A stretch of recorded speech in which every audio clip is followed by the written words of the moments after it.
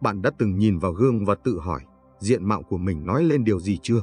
Theo giáo lý nhà Phật, con người không chỉ sống bằng thân xác mà còn bằng tâm hồn. Và đến một giai đoạn nhất định trong cuộc đời, cụ thể là sau 36 tuổi, diện mạo không còn là di truyền hay vẻ đẹp tự nhiên, mà chính là kết tinh từ cách bạn sống và suy nghĩ. Hôm nay, tôi muốn chia sẻ với các bạn câu chuyện về khuôn mặt sau tuổi 36 theo quan điểm Phật giáo và những bài học sâu sắc mà chúng ta có thể rút ra. Đó không chỉ là lời nhắc nhở về cách chăm sóc bản thân, mà còn là hành trình tìm về sự bình an trong tâm hồn.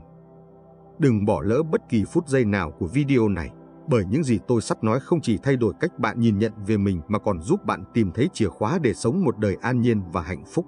Tâm sinh tướng, hành trình biểu hiện của tâm hồn. Khi chúng ta còn trẻ, trước tuổi 36, khuôn mặt dường như được bảo hộ bởi sức trẻ và năng lượng tự nhiên. Những nét tươi sáng, ánh mắt lấp lánh hay nụ cười rạng rỡ thường là kết quả của vẻ đẹp bẩm sinh và sự phấn khởi của tuổi trẻ. Tuy nhiên, Phật giáo nhắc nhở rằng mọi điều trong thế giới này đều vô thường, và sự vô thường đó cũng hiển hiện rõ rệt qua khuôn mặt chúng ta khi thời gian trôi qua. Sau tuổi 36, những đường nét trên khuôn mặt không chỉ là dấu ấn của thời gian, mà còn là kết quả từ chính cách sống, suy nghĩ và cảm xúc của mỗi người. Đây là lúc nghiệp những hành động, lời nói và ý nghĩ dần khắc ghi lên diện mạo của chúng ta. Phật dạy rằng nghiệp không chỉ quyết định cuộc sống tương lai mà còn hiện hữu ngay trong đời sống hiện tại.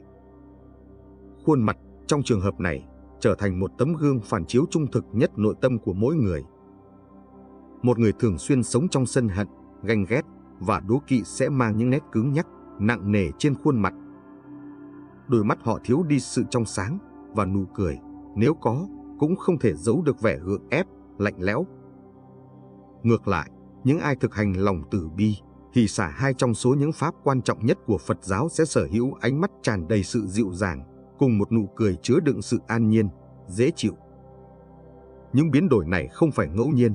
Theo giáo lý nhà Phật, tâm thái của một người chính là yếu tố định hình tất cả những gì họ thể hiện ra bên ngoài. Khi tâm đầy những ý nghĩ thiện lành, tĩnh lặng và bao dung, khuôn mặt sẽ phản chiếu điều đó bằng nét thư thái và dễ mến. Nhưng nếu tâm vướng vào phiền não, khuôn mặt dần trở nên u sầu và khắc khổ. Như Phật từng dạy, tâm như thế nào, vạn vật xung quanh sẽ phản chiếu lại như thế ấy.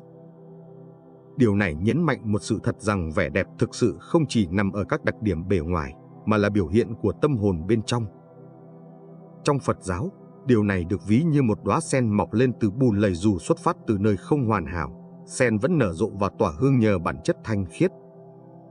Tương tự, khuôn mặt của một người có thể vượt qua mọi khó khăn, biến động để tỏa sáng khi họ nuôi dưỡng tâm thiện lành và sống một đời hướng về sự chân thật, từ bi.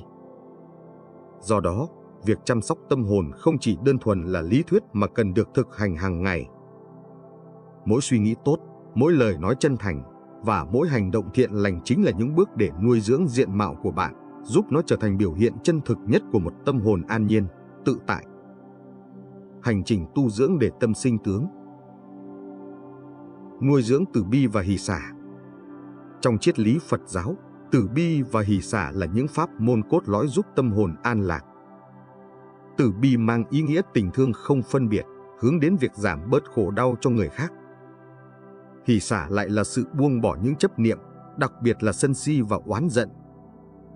Khi bạn học cách tha thứ, bạn không chỉ giúp giải thoát người khác khỏi sự oán hận của mình mà còn tự cởi trói cho chính tâm hồn mình. Hãy thử tưởng tượng, mỗi khi bạn tức giận hoặc nuôi dưỡng những suy nghĩ tiêu cực, khuôn mặt bạn sẽ ngay lập tức phản ánh điều đó. Nét căng thẳng xuất hiện trên trán, ánh mắt trở nên nặng nề và nụ cười cũng không còn tự nhiên. Ngược lại, khi bạn học cách đối xử với mọi điều bằng lòng từ bi và tha thứ, tâm hồn bạn sẽ trở nên nhẹ nhõm. Điều này dần dần hiện hiện qua gương mặt hiền hòa, nụ cười ấm áp và ánh mắt dịu dàng, làm cho người đối diện cảm nhận được sự dễ chịu và thân thiện từ bạn. Phật dạy rằng, tha thứ không phải là một hành động vĩ đại dành cho người khác, mà chính là phương tiện để bạn buông bỏ những gánh nặng vô hình.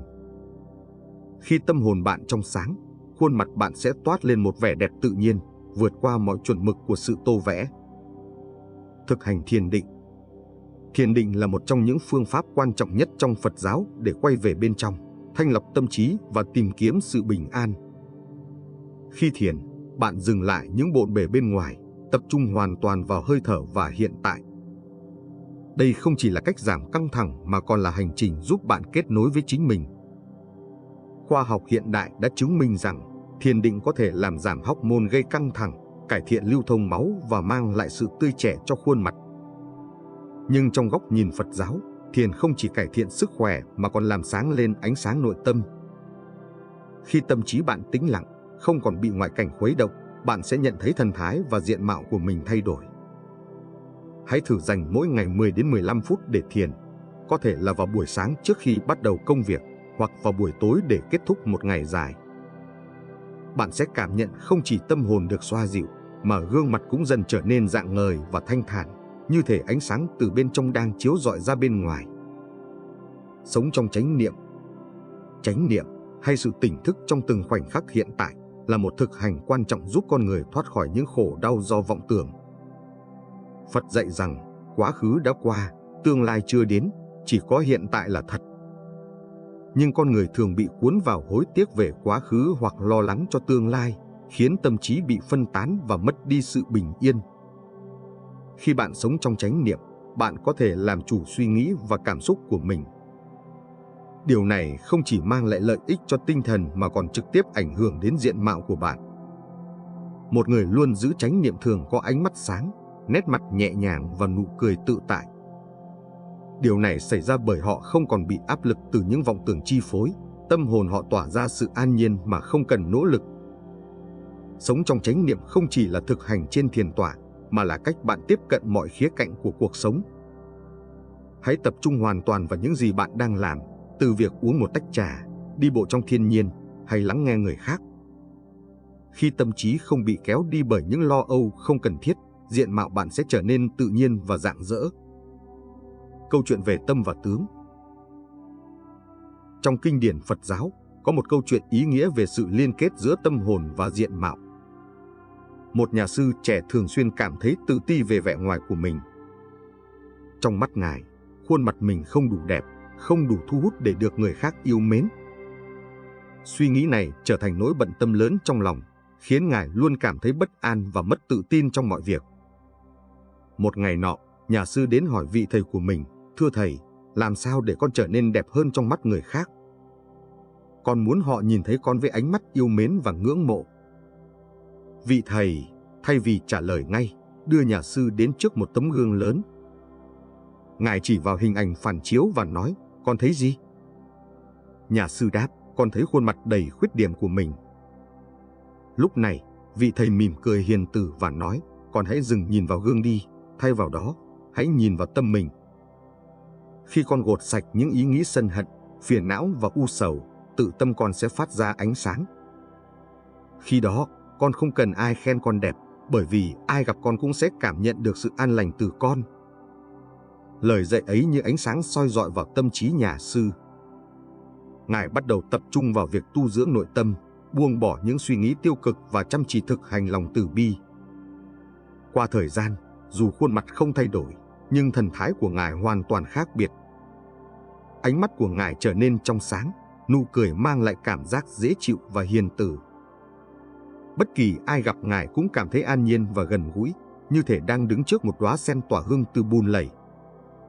Câu chuyện này nhắc nhở rằng, vẻ đẹp thực sự không đến từ hình dáng bên ngoài, mà xuất phát từ tâm hồn. Khi tâm an, mọi nét mặt đều trở nên hiền hòa. Và như Phật từng dạy, tâm tĩnh thì vạn pháp tĩnh, tâm sáng thì mọi điều đều sáng. Những xiềng xích tâm hồn cần tháo bỏ. Diện mạo sau tuổi 36 là sự kết tinh của tâm thái và phong cách sống. Nhưng để giữ được vẻ rạng ngời ấy, bạn cần giải phóng bản thân khỏi những xiềng xích vô hình đang đè nặng tâm hồn. Những xiềng xích này chính là những rào cản mà bạn tự đặt ra hoặc bị áp đặt bởi ngoại cảnh. Phật giáo dạy rằng chỉ khi tâm hồn thật sự tự do, bạn mới có thể sống trọn vẹn và an vui. Ánh mắt và lời bàn của người đời. Một trong những xiềng xích lớn nhất là sự lo lắng về cách người khác nhìn nhận mình. Phật từng dạy, không ai có thể làm vừa lòng tất cả chúng sinh. Dù bạn cố gắng đến đâu, sẽ luôn có người khen bạn, nhưng cũng sẽ có người chê bai bạn. Khi bạn để tâm quá nhiều đến lời nói hay ánh mắt của người khác, bạn sẽ bị cuốn vào một vòng xoáy không lối thoát, nơi bạn mất đi chính mình để cố gắng làm hài lòng thế gian. Hãy nhớ rằng, giá trị thật sự của bạn không nằm ở sự chấp nhận hay từ chối của người khác, mà ở cách bạn sống đúng với chánh niệm và chân thật với bản thân. Khi bạn an trú trong sự thật, không một lời thị phi nào có thể làm tổn thương bạn. Kỳ vọng của người khác. Một xiềng xích khác chính là kỳ vọng. Đôi khi, chúng ta sống không phải vì mình, mà vì mong đợi của cha mẹ, bạn bè hay xã hội. Những kỳ vọng ấy, dù xuất phát từ thiện ý, có thể trở thành gánh nặng vô hình, đè nén tâm hồn. Cuộc đời của bạn không phải là sân khấu để thực hiện mong muốn của người khác. Phật giáo dạy rằng mỗi chúng sinh đều có con đường riêng của mình. Khi bạn bước đi trên con đường mà bạn thực sự chọn, bạn sẽ cảm nhận được sự giải thoát và nhẹ nhàng. Hãy buông bỏ kỳ vọng của người khác để sống vì lý tưởng của chính mình. Nỗi sợ khác biệt. Nỗi sợ trở nên khác biệt cũng là một rào cản lớn đối với nhiều người. Chúng ta thường lo rằng mình không giống với người khác, lo rằng sự khác biệt ấy sẽ khiến mình bị cô lập. Nhưng Phật dạy rằng, sự độc đáo của mỗi chúng sinh chính là phước lành từ tạo hóa. Thay vì e ngại sự khác biệt, hãy đón nhận và trân trọng nó.